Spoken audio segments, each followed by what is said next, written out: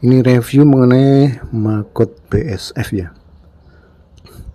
Ini maggot BSF-nya udah agak besar. Nah, ini makanannya cuman kayaknya nggak semua jenis makanan itu doyan dia ya. Hanya yang makanan tertentu aja. Misalkan kalau sampah organik itu nggak semuanya mau. Misalkan daun-daun kering nih, daun-daun kering yang seperti ini nggak mau dia, nggak akan dimakan utuh nih ya. Nah, utuh daun kering.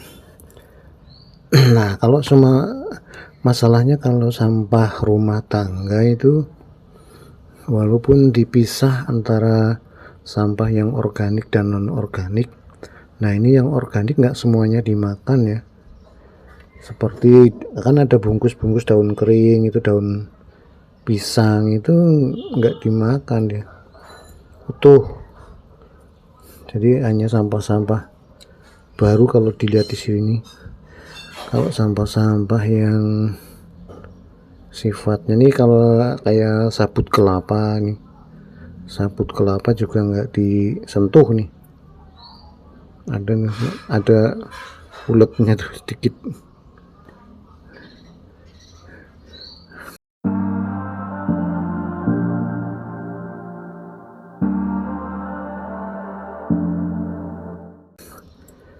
Nah, ini kalau kulit pisang seperti ini dimakan tuh banyak bawahnya ya, banyak maggotnya tuh pada nempel ya, jalan bergerak. Tapi kalau daun kering nggak mau. Nah, ini saya coba nih kulit jeruk, mau nggak. Jadi yang ini banyak nih, ini banyak, ini banyak, ini banyak, ini banyak. Itu singkong ya, ini singkong, ada singkongnya di dalamnya. Ini udah mau habis singkongnya. Namanya kulit jeruk di sini nih. Nah, itu kulit jeruk juga mungkin nunggu, nggak suka dia. Tapi kalau kulit semangka itu dimakan, kulit buah-buahan yang apa itu, yang melon itu dimakan ya. Tapi kalau kulit jeruk enggak nih, enggak suka. Enggak, atau mungkin nanti nunggu nih kulit jeruk utuh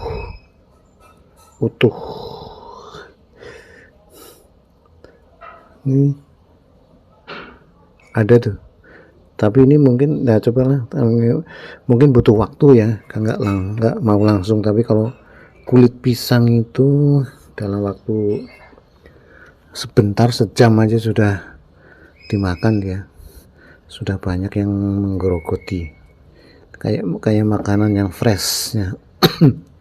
Kalau untuk maggot itu kulit pisang kayak makanan yang fresh, begitu kita taruh 1 jam kemudian sudah bawahnya sudah banyak ya.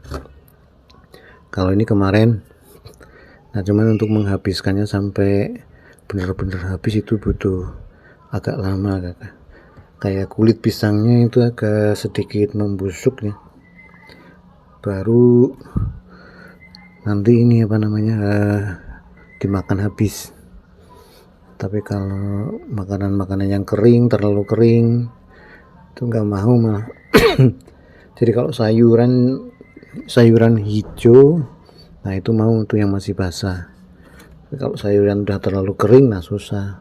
Kalau mau dimakan itu mungkin harus dihancurkan ya. Nah itu harus coba-coba, kita juga belum tahu. Kalau misalkan sayurannya sudah terlalu kering, gimana itu dimakan apa enggak? Nah, kita belum coba ya. Ini hanya coba yang disukai sama maggot apa. Jadi enggak semua sampah organik itu akan dimakan sama maggot. Dia pilih-pilih ya. Kalau enggak dikasih makan yang baru, maggotnya enggak tidak berkembang ya, kecil terus. Tapi kalau dikasih makan yang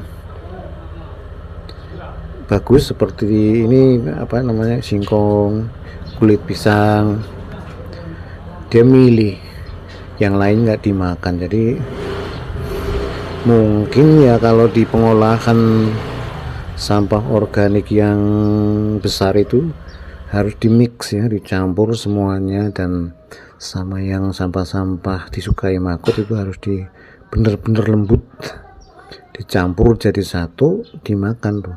Cuman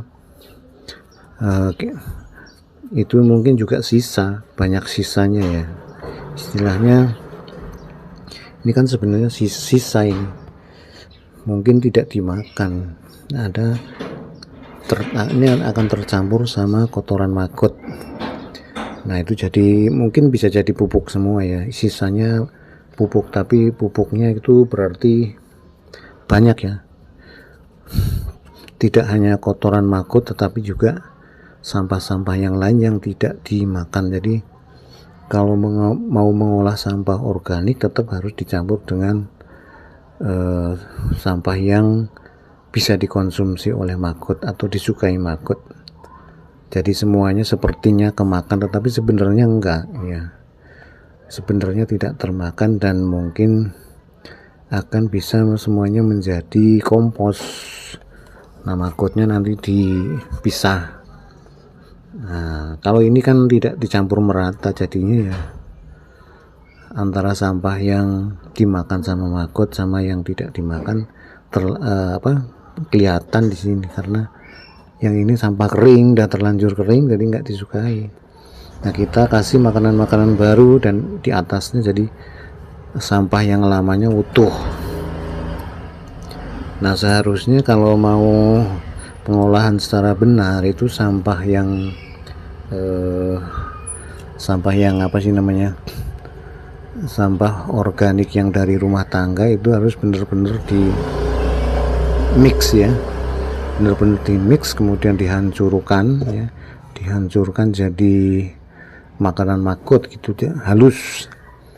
Nah ini butuh, tentunya kalau di pengolahan sampah itu ini butuh effort yang mahal ini, jadi tidak sederhana supaya benar-benar terolah semua. Nah ini kan butuh energi.